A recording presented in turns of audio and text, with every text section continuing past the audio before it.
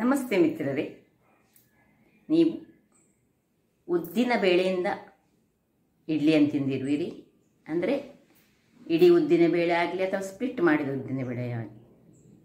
ಇವತ್ತು ನಾನು ಈ ಸಿಪ್ಪೆ ತೆಗೆಯದ ಉದ್ದಿನ ಬೇಳೆಯಿಂದ ಒಂದು ರುಚಿಕರವಾದ ಮತ್ತು ಆರೋಗ್ಯದಾಯಕವಾದ ಇಡ್ಲಿಯನ್ನು ಸ್ಪೆಷಲಿ ಬ್ರೇಕ್ಫಾಸ್ಟ್ ಆಗಿ ಯಾರಿಗೆ ಸಕ್ಕರೆ ಕಾಯಿಲೆ ಉಂಟು ಅಂಥವರು ಯೂಸ್ ಮಾಡುವಂಥದ್ದು. ಇದು ಯಾರು ಮಾಡ್ಬೋದು.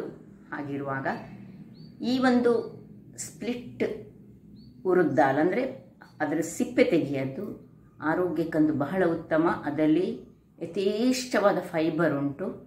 ಹಾಗಿರುವಾಗ ಈ ತಮಿಳುನಾಡುಗಳಲ್ಲೆಲ್ಲ ಇದನ್ನು ಹೆಚ್ಚಾಗಿ ಈ ಹೆಣ್ಣು ಮಕ್ಕಳಿಗೆ ಯಾವಾಗ ಅವರಿಗೆ ಪೀರಿಯಡ್ಸ್ ಆಗಲಿಕ್ಕಾಗ್ತದೆ ಆ ಟೈಮ್ನಲ್ಲಿ ಸ್ವಲ್ಪ ಶಕ್ತಿವರ್ಧಕವಾಗಿ ಅದನ್ನು ಬೆಲ್ಲದೊಟ್ಟಿಗೆ ಸೇರಿಸಿ ಉಂಡೆಗಳನ್ನಾಗಿ ಮಾಡಿಕೊಡ್ತಾರಂತೆ. ಹಾಗಿರುವಾಗ ಈ ಆರೋಗ್ಯದಾಯಕವಾದ ಈ ಕಪ್ಪು ಅಂದರೆ ಸಿಪ್ಪೆ ತೆಗೆಯದ ಉದ್ದಿನ ಬೇಳೆ ಹಾಗೂ ರಾಗಿಯನ್ನು ಉಪಯೋಗಿಸಿ ನಾನು ಇವತ್ತೊಂದು ಇಡ್ಲಿ ಹಾಗೂ ದೋಸೆ ಎರಡನ್ನು ಮಾಡಿದ್ದೇನೆ. ಅದಕ್ಕೊಂದು ರುಚಿಕರವಾದ ಇದೇ ಒಂದು ಉದ್ದಿನ ಬೇಳೆಯನ್ನು ಯೂಸ್ ಮಾಡಿ ಚಟ್ನಿಯನ್ನು ತಯಾರಿಸ್ತೇನೆ. ಹಾಗಾದರೆ ಈ ಒಂದು ದೋಸೆ, ಇಡ್ಲಿ ಹಾಗೂ ಚಟ್ನಿಯನ್ನು ಹೇಗೆ ಮಾಡುವುದು ಎಂದು ನೋಡುವ ಮೊದಲು ಯಾರೆಲ್ಲ ನನ್ನ ಚಾನಲನ್ನು ನೋಡ್ತಿದ್ದೀರಿ, ಯಾರೆಲ್ಲ ಇನ್ನೂ ಸಬ್ಸ್ಕ್ರೈಬ್ ಮಾಡಿಲ್ಲ ದಯವಿಟ್ಟು ಸಬ್ಸ್ಕ್ರೈಬ್ ಮಾಡಿ ಸಪೋರ್ಟ್ ಮಾಡಿ ಅಂತ ಹೇಳುತ್ತಾ ಬನ್ನಿ ಅಡಿಗೆ ಮನೆಗೆ ಹೋಗೋಣ. ನಮಸ್ತೆ ಮಿತ್ರರೇ, ಇವತ್ತು ನೋಡಿ ಈ ಸ್ಕಿನ್ ಇರುವಂತಹ ಉರುದ್ ದಾಲ್, ಬ್ಲ್ಯಾಕ್ ಉರುದ್ ದಾಲ್ ಸ್ಪ್ಲಿಟ್ಟೆಡ್ ಮತ್ತು ಸ್ಕಿನ್ ಉಂಟಿದ್ದಕ್ಕೆ ನೋಡಿ ಕಾಣ್ತದಲ್ಲ ನಿಮಗೆ. ಇದು ಮತ್ತು ರಾಗಿಯನ್ನು ಉಪಯೋಗಿಸಿ ನಾನು ಒಂದು ಇಡ್ಲಿಯನ್ನು ತಯಾರಿಸ್ತಿದ್ದೇನೆ. ನೋಡಿ ಈ ಗ್ಲಾಸ್ನಲ್ಲಿ 1 ಲೋಟದಷ್ಟು ಈ ಬ್ಲ್ಯಾಕ್ ಉರುದ್ ದಾಲ್, ಬಹಳ ಆರೋಗ್ಯಕ್ಕೆ ಉತ್ತಮವಾದ ಈ ಬ್ಲ್ಯಾಕ್ ಉರುದ್ ದಾಲ್ ಫೈಬರ್ನಿಂದ ಕೂಡಿರುವಂತಹದ್ದು ಹಾಗೂ ಪ್ರೋಟೀನ್ನಿಂದ ತುಂಬಿರುವಂಥದ್ದು. ಅದರೊಟ್ಟಿಗೆ ಇನ್ನೊಂದು ರಾಗಿ, ಸಿರಿಧಾನ್ಯಗಳಲ್ಲಿ ಒಂದಾದ ರಾಗಿ. ಹಾಗಾದರೆ ಇದರಲ್ಲಿ 2 ನಾನು ರಾಗಿಯನ್ನು ತೆಗೆದುಕೊಂಡ್ರೆ 1ರಷ್ಟು ಈ ಬ್ಲ್ಯಾಕ್ ಸ್ಪ್ಲಿಟ್ಟೆಡ್ ಉರುದ್ ದಾಲ್ ತೆಗೆದುಕೊಂಡಿದ್ದೇನೆ. 1 ಚಮಚದಷ್ಟು ಮೇಥಿಯನ್ನು ತೆಗೆದುಕೊಂಡಿದ್ದೇನೆ, ಮೆಂತೆ. ಇದನ್ನೆಲ್ಲವನ್ನು 5-6 ಗಂಟೆಗಳ ಕಾಲ ನಾನು ನೀರಿನಲ್ಲಿ ಸೋಪ್ ಮಾಡಿಟ್ಟುಕೊಂಡಿದ್ದೇನೆ. ಈಗ ಮೊದಲಿಗೆ ನಾನು ಉರುದ್ ದಾಲ್ ಮತ್ತು ಇದೆರಡನ್ನು ಸಹ ಒಟ್ಟಿಗೆ ಮಿಕ್ಸ್ ಮಾಡಿ ಸುರಿಗೆ ನಾನು ಇದನ್ನು ಹಾಕ್ತಿದ್ದೇನೆ. ಒಟ್ಟಿಗೆ ಸಹ ಹಾಕ್ಕೊಳ್ಬೋದು. ಗ್ರೈಂಡ್ ಮಾಡ್ಕೊಳ್ಳೋಣ. ಆನ್ ಮಾಡ್ತೇನೆ ನೋಡಿ. ಇದು ಸ್ವಲ್ಪ ಇದಾಗುವಾಗ ಈಗ ನಾನು ಹಾಕೊಂಡು ಈ ಸಿಪ್ಪೆಗಳನ್ನೇನು ತೆಗೆದುಕೊಳ್ಳಿಕ್ಕಿಲ್ಲ, ಸಿಪ್ಪೆಯ ಒಟ್ಟಿಗೆ ನಾವು ಹಾಕೊಳ್ಳೋದು. ಸಿಪ್ಪೆಯಲ್ಲಿಯೇ ತುಂಬ ಪೌಷ್ಟಿಕಾಂಶಗಳು ಉಂಟು, ಅದರಿಂದಾಗಿ ಸಿಪ್ಪೆಗಳನ್ನು ಸಹ ನಾನು ಹಾಕೊಳ್ತಿದ್ದೇನೆ. ಅದರೊಟ್ಟಿಗೆ ಇಲ್ಲಿ ನೋಡಿ, ಇಲ್ಲಿ ಈ ಮೆಂತೆಯ ನೀರನ್ನು ಸಹ ನಾನು ಯೂಸ್ ಮಾಡ್ತೇನೆ. ಇದನ್ನು ಮುಳುಗಿಸಿ ಇದನ್ನು ತೊಳೆದು ನಾನು ನೀರಿನಲ್ಲಿ ನೆನೆ ಹಾಕಿಟ್ಟುಕೊಂಡದ್ದು, ಅದನ್ನು ಹಾಕೊಳ್ತಿದ್ದೇನೆ. ಇನ್ನು ಈ ರಾಗಿಯನ್ನು ಅದರೊಟ್ಟಿಗೆ ಹಾಕೊಳ್ತಿದ್ದೇನೆ. ಎಲ್ಲ ಒಂದ್ಸಲ ಗ್ರೈಂಡ್ ಮಾಡಿ ನಾನು ನಿಮಗೆ ತೋರಿಸ್ಕೊಡ್ತೇನೆ. ಇಲ್ಲಿ ನೋಡಿ ವೀಕ್ಷಕರೇ, ನೋಡಿ ಇಷ್ಟು ಒಳ್ಳೆ ಫೈನ್ ಪೇಸ್ಟ್ ಆಗುವಾಗ ನೋಡಿ, ಇದರ ಕಪ್ಪು ಸಹ ಕಾಣ್ತದೆ ನಿಮಗೆ. ಸಾಕು, ಇಷ್ಟ ಆಗುವಾಗ ನಾವು ಇದನ್ನು ಆಫ್ ಮಾಡ್ಕೊಳ್ಳೋಣ. ನಾವಿವತ್ತು ಇದರಲ್ಲಿ ಇಡ್ಲಿಯನ್ನು ಮಾಡ್ತಿದ್ದೇವೆ. ಈಗ ಇದನ್ನು ನಾನು ಒಂದು ಒಳ್ಳೆ ಪಾತ್ರೆಗೆ ಇದನ್ನು ತೆಗೆದುಕೊಳ್ತೇನೆ. ತೆಗೆದುಕೊಂಡು ನಿಮಗೆ ನಾನು ತೋರಿಸ್ತೇನೆ. ನೋಡಿ ಇಷ್ಟು ಚೆನ್ನಾಗಿ ಆಗಬೇಕು ವೀಕ್ಷಕರೇ. ಇಲ್ಲಿ ನೋಡಿ ಎಲ್ಲ ಗ್ರೈಂಡ್ ಆಗೈತೆ. ಸ್ವಲ್ಪ ನೋಡಿ ಉದ್ದಿನ ಕಪ್ಪು ಸಿಪ್ಪೆಗಳು ಎಲ್ಲ ಇದರಲ್ಲಿ ಉಂಟು, ಆದರೆ ಗ್ರೈಂಡ್ ಆಗಿದೆ. ಹಾಗೆ ನಮ್ಮ ರಾಗಿಯಲ್ಲಿರುವಂಥ ಅದರ ಮೇಲಿನ ಸಿಪ್ಪೆ ಎಲ್ಲ ಅದನ್ನು ತೆಗಿಲಿಕ್ಕಿಲ್ಲ. ಫೈಬರ್ನಿಂದ ಕೂಡಿರುವಂತಹ ಈ ಒಂದು ವಸ್ತುವನ್ನು ನೋಡಿ ನಾವು ಹೀಗೆ ತಿರುಗಿಸಿ, ನಾನು ಈಗಲೇ ಸ್ವಲ್ಪ ಇದಕ್ಕೆ ಉಪ್ಪನ್ನು ನಾನು ಸ್ವಲ್ಪ ಹಾಕೊಳ್ತಿದ್ದೆ. ನಾನು ಕಲ್ಲುಪ್ಪು ಯೂಸ್ ಮಾಡ್ತಿದ್ದೇನೆ. ನೀವು ಬೇಕಿದ್ರೆ ಎಷ್ಟು ಉಪ್ಪು, ಹುಳಿ ಉಪ್ಪು ಸಹ ಮಾಡಬಹುದು. ನೋಡಿ ಇದರಲ್ಲಿ ನಾವು ದೋಸೆ ಸಹ ಮಾಡ್ಬೋದು, ಇಡ್ಲಿ ಸಹ ಮಾಡ್ಬೋದು. ಈಗ ದಪ್ಪದಲ್ಲಿ ಇಟ್ಕೊಳ್ಳೋಣ ಇಡ್ಲಿಗೆ. ಮತ್ತೆ ಬೆಳಿಗ್ಗೆ ಇದಕ್ಕೆ ಫರ್ಮೆಂಟೇಷನ್ ಆದ ಮೇಲೆ ನಾವು ಬೇಕಿದ್ರೆ ಸ್ವಲ್ಪ ನೀರು ಮಾಡಿಕೊಂಡು ದೋಸೆಯನ್ನು ಸಹ ಮಾಡಿಕೊಳ್ಬೋದು. ನೋಡುವ, ಬೆಳಿಗ್ಗೆ ಏನು ಮಾಡೋದು ಅಂತ ಹೇಳಿ ನಾನು ಹೇಳ್ತೇನೆ. ಈಗ ನೋಡಿ, ಇದು ಸ್ವಲ್ಪ ದಪ್ಪ ಕಾಣ್ತಾ ಉಂಟು ನೋಡಿ. ಇದು ನಾನು ಗ್ರೈಂಡರ್ನ ನೀರನ್ನು ತೆಗೆದಿಟ್ಕೊಂಡಂಥದ್ದು. ಆರೋಗ್ಯಕ್ಕೆ ಬಹಳ ಉತ್ತಮ ಇದು. ಯಾರಿಗೆ ಎಲ್ಲ ನಾನು ಹೇಳಿದೆಲ್ಲ, ಡಯಾಬಿಟಿಕ್ ಪೇಷಂಟ್ಗಳಿಗಂತೂ ಇದು ಬಹಳ ಉತ್ತಮ. ಇಂತಹ ಒಂದು ಇಡ್ಲಿಯನ್ನು ಮಾಡಿ ತಿಂದರೆ, ಅದಕ್ಕೋಸ್ಕರವೇ ನಾನೀಗ ಮಾಡಿದ್ದು. ನೋಡಿ ಯಾವ ರೀತಿಯಲ್ಲಿ ಬರ್ತದೆ ನೋಡಿ, ಈ ರೀತಿ ಬರ್ತದೆ. ನಮ್ಮ ನಾರ್ಮಲ್ ಇಡ್ಲಿ ಹಾಗೆ ಅಲ್ಲ, ಒಳ್ಳೆ ಫೈನ್. ನಾನು ಇದಸು ಮಾಡಿದ್ದೇನೆ, ಗ್ರೈಂಡ್ ಸಹ ಮಾಡ್ಕೊಂಡಿದ್ದೇನೆ ನೋಡಿ. ಸ್ವಲ್ಪ ನೀರು ಹಾಕ್ಕೊಂಡು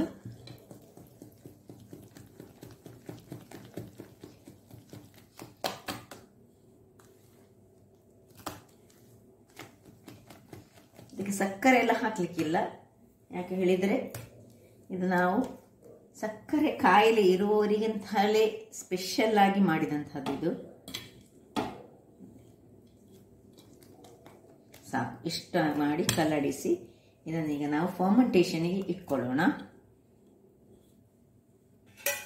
ಮುಚ್ಚಳ ಮುಚ್ಚಿ ಒಂದು ಬಟ್ಟೆಯನ್ನು ಕಟ್ಟಿಕೊಳ್ಳೋಣ. ಇದಕ್ಕೆ ಹೀಗೆ ಬಟ್ಟೆಯನ್ನು ಸುತ್ತಿ, ನಾನು ಯಾವಾಗಲೂ ಮಾಡೋ ಹಾಗೆ ಫರ್ಮೆಂಟೇಷನಿಗೆ ಒಂದು 8 ಗಂಟೆಗಳ ಕಾಲ ಅಥವಾ 10 ಗಂಟೆ, ನಾಳೆ ಬೆಳಿಗ್ಗೆ ಮಾಡಿದರೆ ಆಯಿತು. ಈಗ 10 ಗಂಟೆ ಆಗಿದೆ ನೋಡಿ.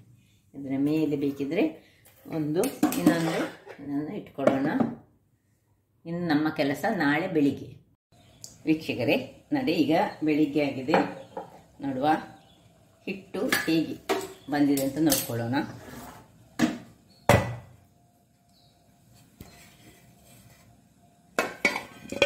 ನೋಡಿ ಯಾವ ರೀತಿಯಲ್ಲಿ ಎಷ್ಟು ಬಿಸಿ ಬಂದಿದೆ. ನಾವೇನು ರಾಗಿ ಮತ್ತು ಕೇವಲ ಈ ಒಂದು ಬ್ಲ್ಯಾಕ್ ಉರುದ್ ದಾಲ್ ಹಾಕಿದ್ದು ಬಹಳ ಒಳ್ಳೆಯದು. ಯಾಕಂದರೆ ಇದರ ಸ್ಕಿನ್ನಲ್ಲೇ ಇರೋದು, ಕಪ್ಪಿನ ಸ್ಕಿನ್ ಉಂಟಲ್ಲ, ಇದನ್ನು ನಮ್ಮ ಈ ತಮಿಳ್ನಾಡಿನಲ್ಲೆಲ್ಲ ಏನು ಮಾಡ್ತಾರೆ ಹೇಳಿದರೆ, ಈ ಹುಡುಗಿಯರಿಗೆ ಈ ಮೆನ್ಸಸ್ ಆಗುವ ಟೈಮ್ನಲ್ಲಿ ಇದು ಇಡೀ ಬ್ಲ್ಯಾಕ್ ಗ್ರಾಮನ್ನು, ಉರುದ್ ಗ್ರಾಮನ್ನು ಫ್ರೈ ಮಾಡಿಕೊಂಡು ಇದರ ಉಂಡೆಯನ್ನು ಮಾಡಿ ಅಂದರೆ ಬೆಲ್ಲ ಎಲ್ಲ ಹಾಕಿ ಇದನ್ನು ತಿನ್ನಲಿಕ್ಕೆ ಕೊಡ್ತಾರೆ. ತುಂಬ ಫೈಬರ್ ಯುಕ್ತ, ಪ್ರೋಟೀನ್ ಯುಕ್ತ ಆಗಿರುವಂತಹ ಈ ಒಂದು ದಾಲು ಬಹಳ ಉತ್ತಮ ದೇಹಕ್ಕೆ. ಈವನ್ ಸಕ್ಕರೆ ಕಾಯಿಲೆ ಇರುವವರಿಗೆ ಸಹ ಇದು ಮತ್ತು ರಾಗಿ ಹಾಕಿದಂತಹ ಈ ಒಂದು ಇಡ್ಲಿ ಆಗಲಿ ಅಥವಾ ಇದನ್ನು ನಾವು ದೋಸೆ ಸಹ ಮಾಡ್ಬೋದು. ದೋಸೆ ಬಹಳ ಉತ್ತಮ ಅಂತ ನಾನು ಹೇಳ್ತೇನೆ. ಬೇಗ ಈ ಅನ್ನ ಎಲ್ಲ ತಿನ್ನುವ ಬದಲು ಇಂತಹ ಒಂದು ಇಡ್ಲಿಗಳನ್ನು ಮಾಡಿ ತಿಂದರೆ ಬಹಳ ಒಳ್ಳೆಯದು. ಈಗ ಇದರಿಂದಲೇ ನಾನು ಇವತ್ತೊಂದು ಚಟ್ನಿಯನ್ನು ಸಹ ತಯಾರಿಸಲಿಕ್ಕಿದ್ದೇನೆ. ಅದರ ಮೊದಲು ಇಲ್ಲಿ ಸ್ಟೀಮರನ್ನು ಇಟ್ಟು ನಾವು ರೆಡಿ ಮಾಡಿಕೊಳ್ಳೋಣ. ಸ್ಟೀಮರ್ ಬಿಸಿ ಆಗ್ತಾ ಇರುವಾಗ ಇದನ್ನೀಗ ಪಕ್ಕಕ್ಕೆ ಇಟ್ಟುಕೊಂಡು ಚಟ್ನಿಯನ್ನು ತಯಾರಿಸೋಣ. ನೋಡಿ, ಇದರಿಂದಲೇ ಈಗ ಚಟ್ನಿಯನ್ನು ತಯಾರಿಸ್ತಿದ್ದೇನೆ ನಾನು. ಅದಕ್ಕೆ ಒಂದು ಬಾಣಲೆ ಇಟ್ಕೊಳ್ಳೋಣ. ಅದಕ್ಕೆ ಒಂದು ಸ್ವಲ್ಪವೇ ಸ್ವಲ್ಪ ಎಣ್ಣೆಯನ್ನು ಹಾಕ್ಕೊಂಡು, ಒಂದು ಚಮಚದಷ್ಟು ಎಣ್ಣೆಯನ್ನು ಹಾಕಿ, ಮೊದಲಿಗೆ ಈ ನೋಡಿ ಈ ಕಪ್ಪಿನ ಅಂದರೆ ಸ್ಪ್ಲಿಟೆಡ್ ಉರುದ್ ದಾಲ್ ಇದನ್ನು ಸ್ವಲ್ಪ ಫ್ರೈ ಮಾಡುವ. ಒಂದು ಕೈಯಲ್ಲಿ ಒಂದು ಇಷ್ಟು ಮುಷ್ಟಿಯಷ್ಟು ಸಾಕು, ಮುಷ್ಟಿ ಬೇಡ, ಒಂದು ಕೈ ಇಷ್ಟು, 2 ಸರ್ತಿ. ನೀವು ತುಂಬ ಮಾಡಿದ್ರೆ ತುಂಬ ಮಾಡಿಕೊಳ್ಬೋದು, ಹೆಚ್ಚು ಹಾಕ್ಕೊಳ್ಬೋದು. ನಾನೀಗ 2 ಮಂದಿಗೆ ಮಾತ್ರ ಮಾಡ್ತಿದ್ದೇನೆ, ಇಷ್ಟು ಸಾಕು. ಇನ್ನು ಈ ಕರಿಬೇವು ಸಹ ಹಾಗೆ ಬಹಳ ಉತ್ತಮ, ದೇಹಕ್ಕೆ ಉತ್ತಮ. ಈವನ್ ಸಕ್ಕರೆ ಕಾಯಿಲೆಯವರಿಗೆ ಸಹ ಉತ್ತಮ, ಅಥವಾ ಹಿಮೋಗ್ಲೋಬಿನ್ ಕಮ್ಮಿ ಇರುವವರಿಗೆ ಸಹ ಒಳ್ಳೆಯದು. ಇದು ಅತ್ಯಂತ ಆರೋಗ್ಯದಾಯಕವಾದ ಎಲೆ ಅಂತ ಹೇಳ್ಬೋದು. ಇದರಿಂದ ನಾನು ಇವತ್ತು ಚಟ್ನಿಯನ್ನು ಮಾಡ್ತಿದ್ದೇನೆ. ಎರಡನ್ನು ಸೇರಿಸಿ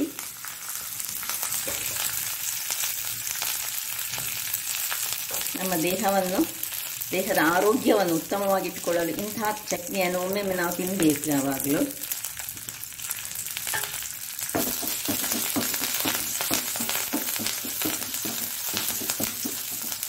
ಸಣ್ಣ ಉರಿಯಲ್ಲಿ ಹುರಿದುಕೊಳ್ಬೇಕು.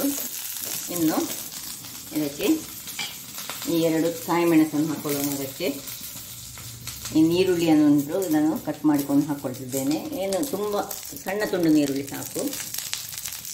ಮತ್ತು ಈ ತೆಂಗಿನ ತುರಿಯನ್ನು ಇದರಲ್ಲಿ ಹಾಕಿ ಆಫ್ ಮಾಡ್ಕೊಳ್ತಿದ್ದೇನೆ.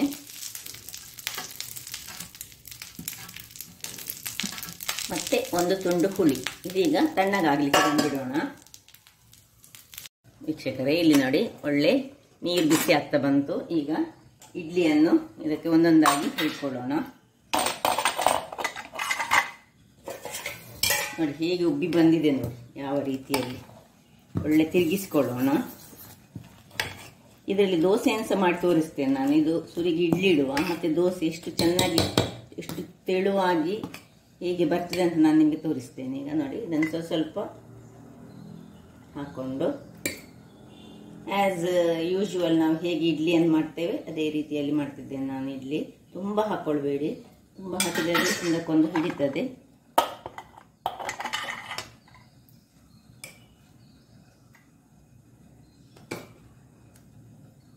ಎಲ್ಲವನ್ನು ಹಾಕ್ಕೊಂಡು ವೀಕ್ಷಕರೇ ಎಲ್ಲ ಹಾಕ್ಕೊಂಡಾಯ್ತು ನೋಡಿ. ಇದನ್ನೀಗ ಒಳಗೆ ಇಟ್ಟು ಒಂದು 20 ನಿಮಿಷಗಳ ಕಾಲ ಬೇಯಿಸೋಣ. ವೀಕ್ಷಕರೇ ನೋಡಿ, ಇದೀಗ ತಣ್ಣಗಾಗಿದೆ. ಇದನ್ನು ಹೀಗೆ ಮಿಕ್ಸ್ ಮಾಡಿಕೊಂಡು ಎಲ್ಲವನ್ನು ಮಿಕ್ಸಿಯ ಒಳಗೆ ಹಾಕೊಳ್ಳೋಣ. ಇದರಲ್ಲಿ ಹುಳಿ ಉಂಟು, ಗ್ರೀನ್ ಚಿಲ್ಲಿ ಉಂಟು, ಆನಿಯನ್ ಉಂಟು, ಮತ್ತು ಈ ಫ್ರೈ ಮಾಡಿದಂತಹ ಸ್ಪ್ಲಿಟ್ಟೆಡ್ ಉರುದ್ ದಾಲ್, ಬ್ಲ್ಯಾಕ್ ಉರುದ್ ದಾಲ್, ಪ್ಲಸ್ ನಾವೀಗ ಇದಕ್ಕೆ ಉಪ್ಪನ್ನು ಹಾಕೊಳ್ಳೋಣ. ಸ್ವಲ್ಪ ಉಪ್ಪನ್ನು ಹಾಕಿ ಸ್ವಲ್ಪ ನೀರನ್ನು ಹಾಕಿ ನಾನೀಗ ಇದನ್ನು ಚೆನ್ನಾದ ಗ್ರೈಂಡ್ ಮಾಡಿ ತರ್ತೇನೆ. ವೀಕ್ಷಕರೇ, ಇಲ್ಲಿ ನೋಡಿ ಚಟ್ನಿ ರೆಡಿ ಆಯ್ತು ನೋಡಿ, ಹೇಗೆ ಬಂದು ನೋಡಿ. ಕಪ್ಪು ಉರುದ್ ದಾಲನ್ನು ಹಾಕಿದ್ರೆ ಸಹ ಇದೇನು ಚಟ್ನಿ ಕಪ್ ಬರಲಿಲ್ಲ, ಗ್ರೀನಲ್ಲೇ ಉಂಟು. ಯಾಕೆಳಿದ್ರೆ ಇದರಲ್ಲಿ ನಾವು ಒಗ್ಗರಣೆ ಸೊಪ್ಪು ಮತ್ತು ಗ್ರೀನ್ ಚಿಲ್ಲಿ ಹಾಕಿದ್ದೇವೆ. ಈಗ ಇದಕ್ಕೊಂದು ಒಗ್ಗರಣೆ ಕೊಡೋಣ. ಇದನ್ನು ಪಕ್ಕಕ್ಕಿಟ್ಟು ನೋಡಿ, ಇಲ್ಲಿ ಒಂದು ಬಾಣಲೆಯನ್ನು ಇಟ್ಟಿದ್ದೇನೆ ಸಣ್ಣದು. ಅದಕ್ಕೆ ಸ್ವಲ್ಪ ಎಣ್ಣೆಯನ್ನು ಹಾಕೊಳ್ಳೋಣ. 1-2 ಸ್ಪೂನ್ನಷ್ಟು ತೆಂಗಿನ ಎಣ್ಣೆ ಹಾಕೊಳ್ಳೋಣ.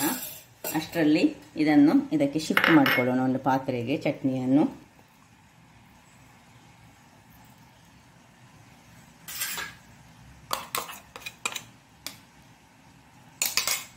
ಇಲ್ಲಿ ಇದು ಬಿಸಿ ಆಗುವಾಗ ಅದಕ್ಕೆ ಒಂದು ಅರ್ಧ ಚಮಚದಷ್ಟು ಸಾಸಿವೆ,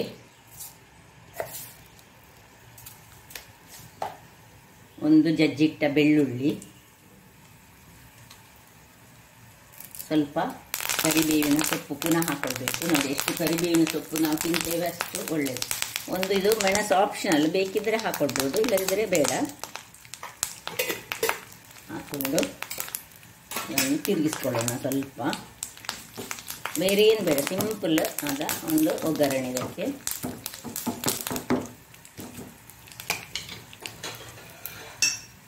ಆಯಿತು, ಇದನ್ನು ಶಿಫ್ಟ್ ಮಾಡಿಕೊಳ್ಳೋಣ.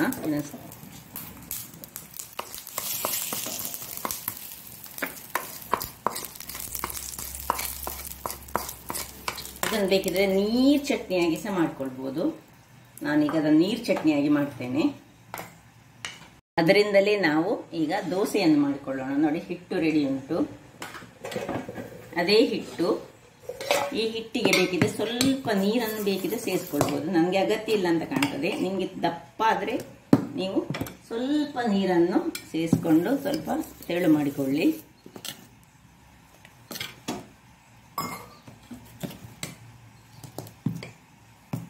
ವೀಕ್ಷಕರೇ ನೋಡಿ, ಇದನ್ನು ಬಾಣಲೆಗೆ ಶಿಫ್ಟ್ ಮಾಡಿ ಇದನ್ನು ತುಂಬ ನೀರಾಗಿ ಮಾಡ್ಕೊಳ್ತೀವಿ. ಯಾಕಂದರೆ ನನಗೆ ಈಗ ಈ ಇಡ್ಲಿ ಅಂತ ತಿನ್ನಲಿಕ್ಕೆ ಇದು ನೀರು ಚಟ್ನಿ ಇದ್ರೆ ಒಳ್ಳೆ ಆಗ್ತದೆ. ಸಾಂಬಾರು ಸಹ ಉಂಟು, ನಾನು ಸಾಂಬಾರು ಸಹ ಮಾಡ್ಕೊಂಡಿಟ್ಟಿದ್ದೇನೆ ನೋಡಿ. ಈ ಚಟ್ನಿ ಇದಕ್ಕೆ ಬಹಳ ಸೂಕ್ತವಾಗ್ತದೆ. ಅದರಿಂದಾಗಿ ನಾನು ಈ ಚಟ್ನಿಯನ್ನು ಮಾಡಿ ಇಷ್ಟು ನೀರಾಗಿ ಬರಬೇಕಿದೆ. ಈಗ ಇಲ್ಲಿ ನಾನೊಂದು ಕಾವಲಿಯನ್ನು ಇಟ್ಟುಕೊಂಡಿದ್ದೇನೆ. ವೀಕ್ಷಕರೇ ಇಲ್ಲಿ ನೋಡಿ, ಈಗ ಇಲ್ಲಿ ಬಿಸಿಯಾಗಿದೆ. ಸಪೋಸ್ ಸಮ್ಮರ್ ಸೀಸನಲ್ಲಿ ನೀವು ಇದು ಮಾಡೋದಾದರೆ, ಹುಳಿ ಆಗೋದಾದರೆ ಸ್ವಲ್ಪ ಒಂದಿಷ್ಟು ಬೆಲ್ಲದ ಹುಳಿಯನ್ನು ಇದಕ್ಕೆ ಸೇರಿಸ್ಕೊಳ್ಳಿ ಬೇಕಿದ್ದರೆ. ಹುಳಿ ಆದರೆ ಸಮ್ಮರ್ ಸೀಸನ್, ಈಗ ಅಗತ್ಯ ಇಲ್ಲ, ವಿಂಟರ್ ಸೀಸನಲ್ಲಿ ಅಗತ್ಯ ಇಲ್ಲ. ಈಗ ನೋಡಿ,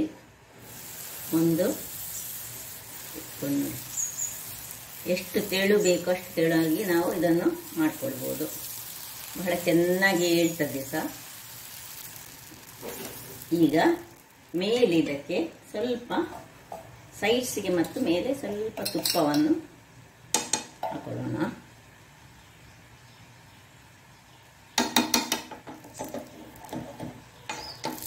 ಹಾಕಿ ಒಂದು ಮುಚ್ಚಳವನ್ನು ಮುಚ್ಚಿಕೊಂಡು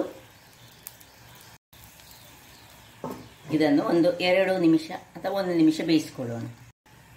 ವೀಕ್ಷಕರೇ, ಇಲ್ಲಿ ನೋಡಿ ಹೀಗೆ ಬಂದಿದೆ ನೋಡಿ. ಈಗ ಇಷ್ಟ ಆಗುವಾಗ ನೀವು ಇದನ್ನು ಇನ್ನೂ ಸ್ವಲ್ಪ ಕ್ರಿಸ್ಪಿ ಸಹ ಮಾಡ್ಕೊಳ್ಬೋದು. ನೋಡಿ ನೋಡಿ ಹೀಗೆ ಸಹ ಉಂಟು. ಇನ್ನೂ ಸಹ ಸ್ವಲ್ಪ ಕಾಯಿಸಿದ್ರೆ ಇನ್ನೂ ಸಹ ನೋಡಿ ಕ್ರಿಸ್ಪಿಯಾಗಿ ಬರ್ತದೆ. ಇನ್ನು ನಾವು ಬೇಕಿದ್ರೆ ಕಾಯಿಸ್ಕೊಳ್ಳೋಣ ಅಥವಾ ಅಡಿಗೆ ಮೇಲೆ ಸಹ ಮಾಡಿಕೊಳ್ಬೋದು. ಬೇಕಿದ್ರೆ ಮೇಲೆ ಸ್ವಲ್ಪ ತುಪ್ಪವನ್ನು ಸಹ ಇನ್ನೂ ಬೇಕಿದ್ರೆ ಸ್ವಲ್ಪ ಹೀಗೆ ಹಾಕೊಳ್ಬೋದು. ಬೇಕಿದ್ದರೆ ಎಣ್ಣೆ ಹಾಕದೆ ತುಪ್ಪ ಹಾಕದೆ ಸಹ ಮಾಡಿಕೊಳ್ಬೋದು. ನೋಡಿದ್ರಲ್ಲ, ಇಲ್ಲಿ ಇಡ್ಲಿ ಆಗ್ತಾ ಉಂಟು. ಇಡ್ಲಿ ಆಗಲಿ ನೋಡಿ. ಇಡ್ಲಿ ಒಟ್ಟಿಗೆ ಮತ್ತೆ ತೋರಿಸ್ತೇನೆ ಹೇಗೆ ದೋಸೆ ಬಂದಿದೆ ನೋಡಿ. ಹೇಗೆ ಚೆನ್ನಾಗಿ ಬಂದಿದೆ. ಈಗ ಹೀಗೆ ಇನ್ನೊಂದು ದೋಸೆಯನ್ನು ನಾನು ಹಾಕೊಳ್ತೇನೆ ನೋಡಿ. ಎಷ್ಟು ತೆಳು ಬೇಕು ಅಷ್ಟು ತೆಳುವಾಗಿ ನಾವು ಹಾಕೊಳ್ಬೋದು.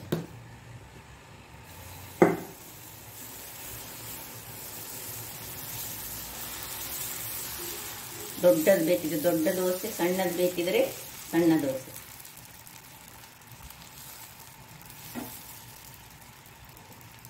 ಇನ್ನು ಇದರ ಮೇಲೆ ಸ್ವಲ್ಪ ತುಪ್ಪವನ್ನು ಹಾಕೊಂಡು ಸೇಮ್ ಹಾಗೆ ಬೇಯಿಸ್ಕೊಳ್ಳೋದು. ಸೈಡ್ಸ್ಗೆ ಸಹ ಬೇಕಿದ್ರೆ ಸ್ವಲ್ಪ ಹಾಕೊಂಡ್ರೆ ಆಯಿತು. ನೋಡಿ, ಒಂದು ಆರೋಗ್ಯಭರಿತವಾದ ದೋಸೆ ರೆಡಿಯಾಗಿದೆ. ಹಾಗೆ ಇಡ್ಲಿ ರೆಡಿ ಆಗ್ತಾ ಉಂಟು. 20 ನಿಮಿಷಗಳ ಬಳಿಕ ನೋಡಿ, ಒಳ್ಳೆ ಬೆಂದಿದೆ ನೋಡಿ. ನೋಡುವಾಗಲೇ ಗೊತ್ತಾಗ್ತದೆ ನೋಡಿ, ಏನು ಹಿಡ್ಕೊಳ್ತಾ ಇಲ್ಲ. ಈಗ ಇದನ್ನು ಆಫ್ ಮಾಡ್ಕೊಳ್ತಿದ್ದೇನೆ ಮತ್ತು ಇದನ್ನು ಹೊರಗಿಟ್ಟು ತಣ್ಣಗಾಗಲು ಬಿಡೋಣ. ತಣ್ಣಗಾದ ಮೇಲೆ ನಮ್ಮ ಕೆಲಸ. ವೀಕ್ಷಕರೇ, ಇಲ್ಲಿ ನೋಡಿ ಇದು ತಣ್ಣಗಾಗ್ತಾ ಉಂಟು. ಇಲ್ಲಿ 2ನೇ ದೋಸೆ ನೋಡಿ ಹೇಗೆ ಕ್ರಿಸ್ಪಿಯಾಗಿ ನೋಡಿ, ಕರ್ರಮ್ ಸೌಂಡ್ ಕೇಳ್ತದ, ಕರ್ರಮ್ ಕುರ್ರಮ್ ಆಗಿ ರೆಡಿಯಾಗಿದೆ. ಹೀಗೆ ಸಹ ಮಾಡ್ಬೋದು ಅಥವಾ ನಿಮಗೆ ಬೇಡದಿದ್ರೆ ಸ್ವಲ್ಪ ಅದರಲ್ಲೇ ತೆಗೆದುಕೊಳ್ಬೋದು. ಬಹಳ ಟೇಸ್ಟಿಯಾಗಿ ಬರ್ತದೆ. ನಮಗೆ ಗೊತ್ತೇ ಆಗುದಿಲ್ಲ ಅದು ಬ್ಲ್ಯಾಕ್ ಸ್ಪ್ಲಿಟ್ ಉರುದ್ ದಾಲ್ನಿಂದ ಮಾಡಿದಂಥದ್ದು ಹೇಳಿ. ಇಲ್ಲಿ ನೋಡಿ ಇದು ಸಹ ಈಗ ತಣ್ಣಗೆ ಆಗಿದೆ. ಒಂದೊಂದು ತೆಗೆದುಕೊಳ್ಳೋಣ.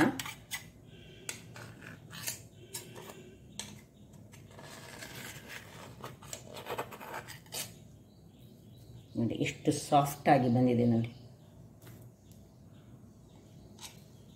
ನೋಡಿ